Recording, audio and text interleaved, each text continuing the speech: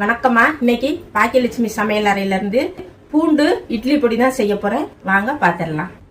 வறுக்கிற பொருள்லாம் இப்போ வறுத்துடலாமா. காஞ்சிருச்சு. கொஞ்சமாக ஒரு ஸ்பூன் அளவுக்கு எண்ணெய் விட்டுடலாம். ஒரு கப்பு மல்லி சேர்த்துக்கிறேன். ஒரு 2 ஸ்பூனு சீரகம் போட்டுடலாம். இது கொஞ்சம் வறுபட்டுருச்சு. இப்போ உளுந்து சேர்த்துடலாம். ஒரு கப்பு உளுந்து.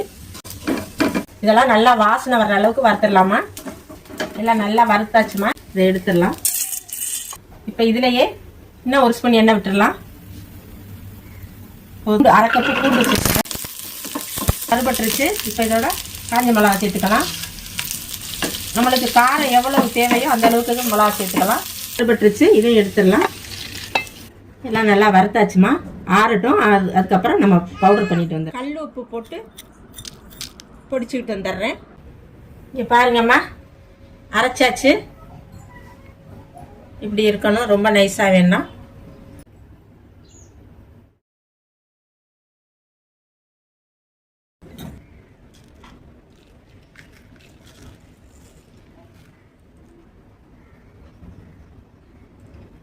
நம்மளோட இட்லி பொடி ரெடி ஆயிடுச்சு. சூப்பராக ரெடி ஆயிடுச்சு.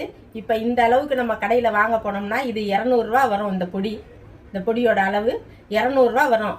அதையே நம்ம வீட்டில் செஞ்சு வச்சுக்கிட்டோம்னா இப்போ காலையில் இட்லி செஞ்சுருவோம் சீக்கிரம். சாம்பார் சட்னி செய்கிறதுக்கு லேட் ஆயிடுச்சுன்னா இந்த மாதிரி நெய்யை உருக்கி ஊற்றி இந்த பொடியை தூவி சாப்பிட்றலாம். குழந்தைகளுக்கும் ஸ்கூலுக்கு கொடுத்து அனுப்பிச்சிடலாம். இந்த மாதிரி நீங்களும் செய்யுங்க. இந்த வீடியோ உங்களுக்கு பிடிச்சிருந்துச்சுன்னா அம்மாவுக்கு சப்போர்ட் பண்ணுங்கள், சப்ஸ்கிரைப் பண்ணுங்கள். நன்றி, வணக்கம். அடுத்த ஒரு நல்ல வீடியோவில் சந்திப்போம்.